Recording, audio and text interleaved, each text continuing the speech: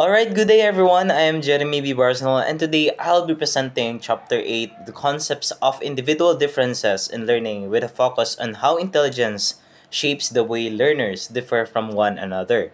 And for our intended learning outcomes, we have to analyze concepts of individual differences in learning according to different theories of intelligence, structural, and process. But before we directly dive into our discussion, let us have first an activity or icebreaker.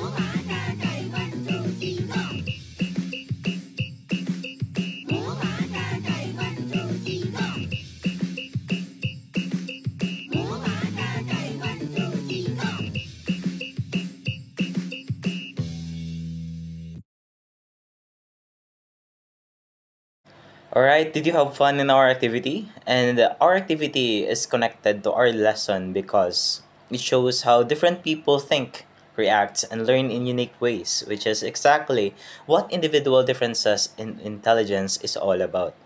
In the icebreaker or the video, we could see that some students understood the task or message quickly. Others needed more time to process it. Some focus on details while others look at the bigger picture.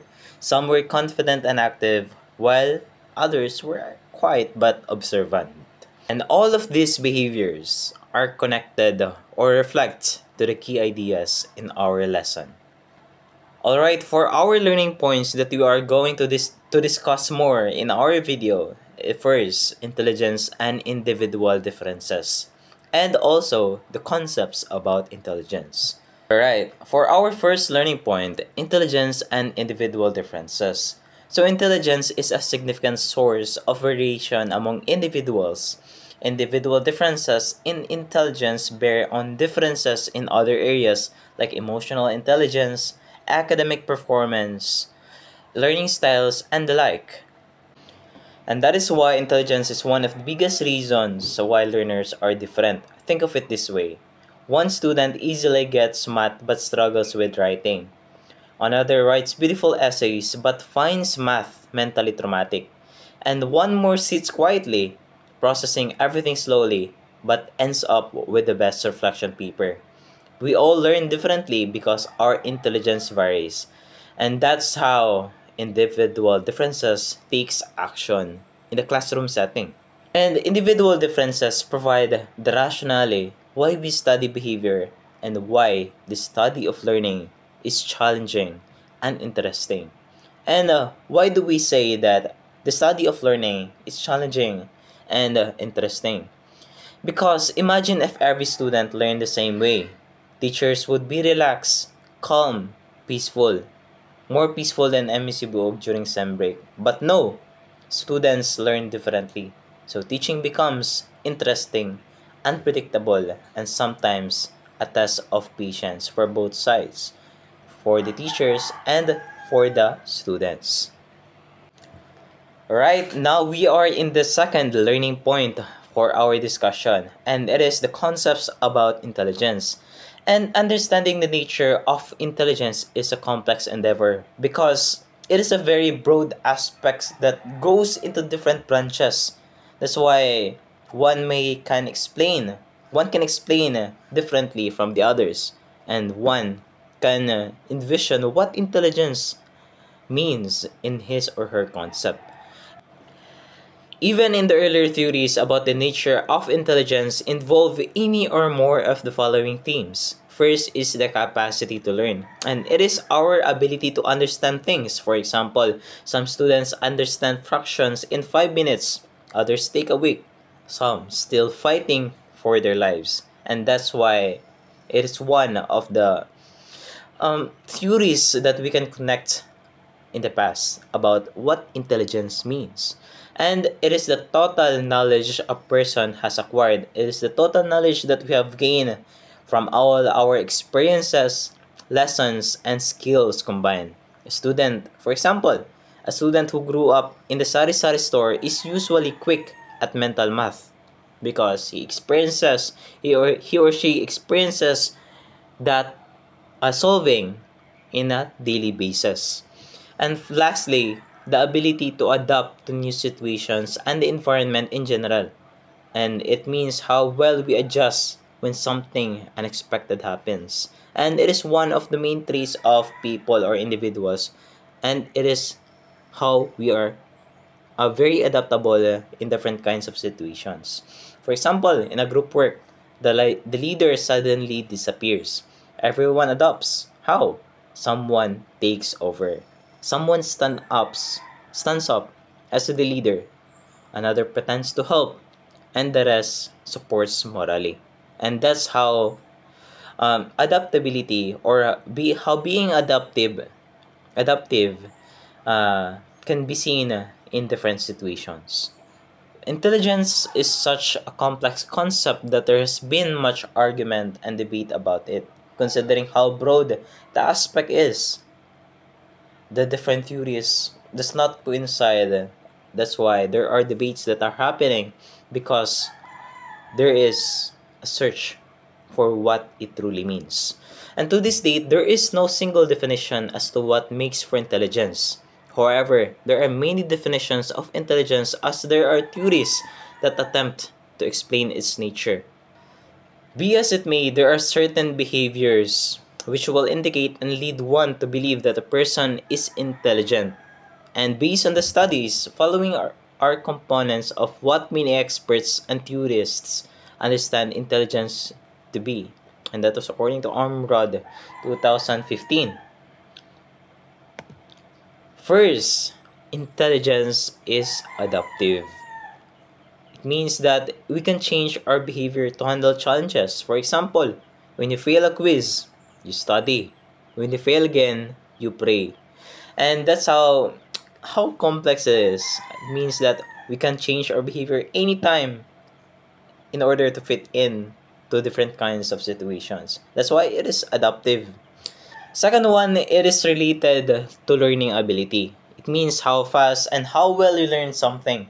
Some students memorize definitions instantly, but others read 10 times but still say, "Kajut lang, wala po kasabatan eh." That's why intelligence is always connected to a learning ability, because when we talk about in the learning ability, we learn something, and that's how we can gain wisdom or knowledge from it. The third one, it involves the use of prior knowledge to understand and analyze new situations effectively. It means that you are going to use your knowledge and experiences that you have already learned and already know to a new situation. It means that you are going to use all that knowledge in order to effectively approach the situation that you are in. Letter D, it involves the complex interaction and coordination of many different mental processes. It means that intelligence is not one skill. It's teamwork of many brain processes. Because, for example, to understand a word problem, first you must read the problem, understand it, and interpret it. And that's how we can cope up, or that's how you can cope up or give the solution to that particular word problem.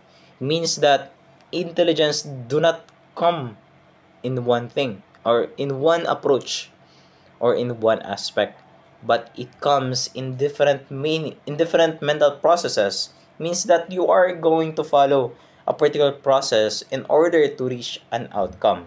Letter E, It may be seen in different arenas. It means that you can be intelligent in academics, journalism, sports, art, music, and many more branches. It means that intelligence does not only focuses on academics but also focuses on the different aspects that you can potentially excel. And lastly, it is culture specific, and it means that what is considered intelligence in one culture might be different in another. Some cultures value test scores, others value practical skills like farming, crafting, or community leadership. Right, Sternberg 1986 contends that there are two general classifications of intelligence. First, operational definition. It defines what intelligence is through the measure of the test that was used. It means that it is intelligence according to what the test measures. For example, if the IQ test says you're smart, congratulations, you are an officially smart person. Now, real intelligence look into the true nature of the characteristic being defined, and this is the true intelligence you display in actual life situations. Compared to operational definition, you can be smart, super smart. But in real intelligence, this determines how you can be intelligently smart in real life situations based on how you handle situations, how you can find a solution to a real life problem.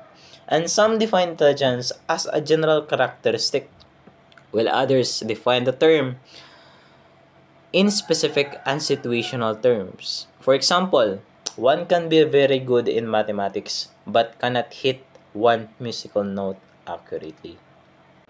That's why Sternberg also reminds us that we can be smart in one area but not in another. So we cannot assume that one intelligent person can excel in many aspects. But we can also expect that particular person to not excel or does not know a particular thing in an aspect. Just like what I said in the example earlier, you can excel in mathematics but you cannot excel in music. And that's really based on your learning and your experience as an individual. And according to them, intelligence is a combination of the ability to learn.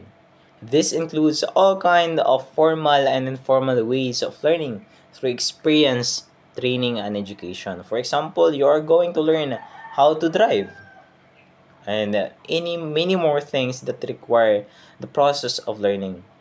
And second one is recognize problems. This includes recognizing a problem situation and transforming it into more defined problems that needs to be addressed. For example, if the problem is too much difficult, you can break it down into smaller pieces in order to find a more suited solution to that problem. Next one, solve problems. First, you need to learn, recognize problems, and also solve problems. This includes the use of knowledge in solving problems, accomplishing tasks, fashioning products, and doing complex projects. It means you are using your knowledge to create solutions suited to a problem. For example, when you forgot your project at home but still managed to submit something creative, and that's peak problem solving. Means that you still address the problem given that you have a small amount of time and still manage to submit something creative.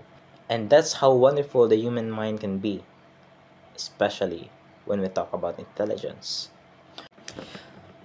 Furthermore, there are certain elements common to the different views put forward by researchers and experts in the area of intelligence and learning. Why? Because it is our tool for creating solutions.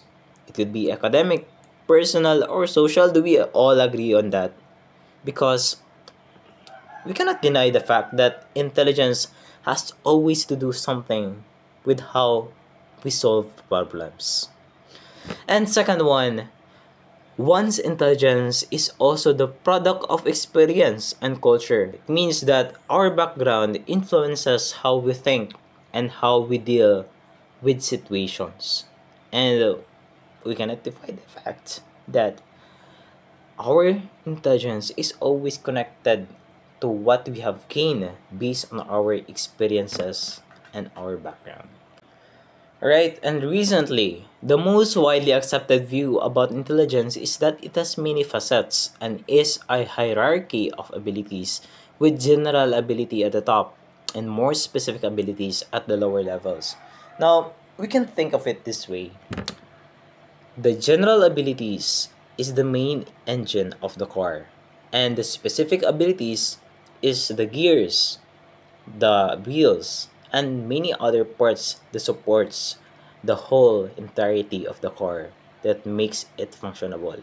To wrap up, individual differences exist because we learn differently, we solve problems differently, we think differently, and we are shaped by different experiences and cultures. And that's what makes learners unique and what makes teaching interesting and more meaningful. So thank you for listening and I hope that you learned something from my discussion. Thank you.